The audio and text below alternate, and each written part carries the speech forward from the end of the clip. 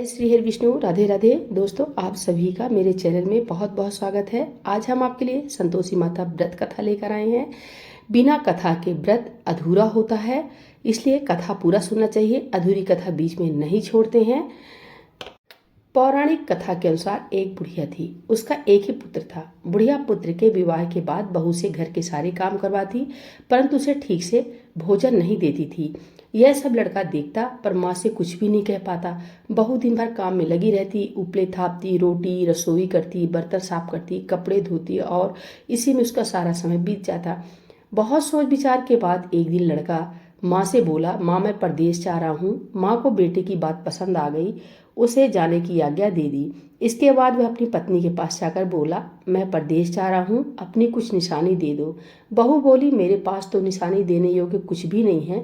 यह कहकर वह पति के चरणों में गिरकर रोने लगी। इससे पति के जूतों पर गोबर से सने हाथों से छाप बन गई। पुत्र के जाने के बाद सास के अत्याचार बढ़ते गए। एक दिन बहू दुखी होकर मंदिर चली गई। वहां उसने देखा कि बहुत सी स्त्रियां पूजा कर रही थी। उसने स्त्रियों से व्रत के बारे में जानकारी पूछी तो वे बोली कि हम संतोषी माता का व्रत कर रहे हैं, इससे सभी प्रकार के कष्टों का नाश होता है।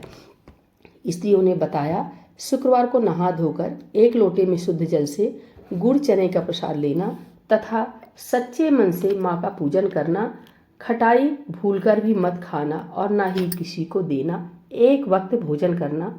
व्रत विधान सुनकर अब वह प्रति शुक्रवार को संयम से व्रत करने लगी। माता की कृपा से कुछ दिनों के बाद पति का पत्र आया। कुछ दिनों बाद पैसा भी आ गया। उसने प्रसन्न मन से फिर से व्रत किया तथा मंदिर में जाकर अन्य स्त्रियों से बोली, संतोषी माता की कृपा से हमें पति का पत्र तथा रुपया आया है। अन्य सभी स्त्रियां भी श्रद्धा से व्रत करने लगी।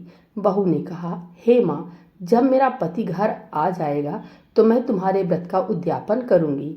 अब एक रात संतोषी माँ ने उसके पति को स्वप्न में कहा कि तुम अपने घर क्यों नहीं जाते हो? तो वह कहने लगा, सेठ का सारा सामान अभी बिका नहीं, रुपया भी अभी नहीं आया है। उसने सेठ को स्वप्न में सारी बात कही तथा घर जाने की इजाजत मांगी, पर सेठ ने इनकार कर दिया। माँ की कृपा से कई व्यापारी आए, सोना चांदी तथा अन्य सामान खरीद कर ले गए।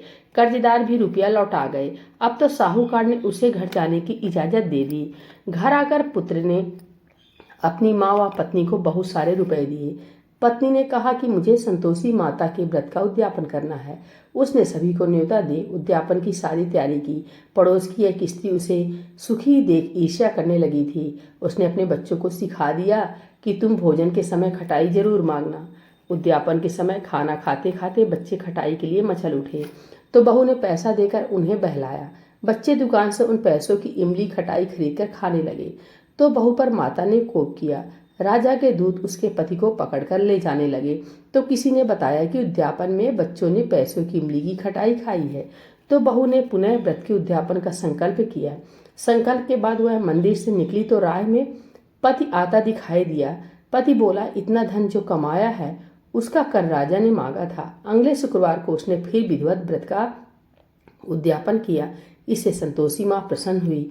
9 माह बाद चांद सा सुंदर पुत्र हुआ। अब सास बहू तथा बेटा माँ की कृपा से आनंद से रहने लगे। तो दोस्तों, ये था संतोषी माता के व्रत का प्रभाव और चमत्कार। संतोषी माता की जय। कथा अच्छी लगी हो तो प्लीज़ लाइक, चैनल को सब्सक्राइब जरूर करें।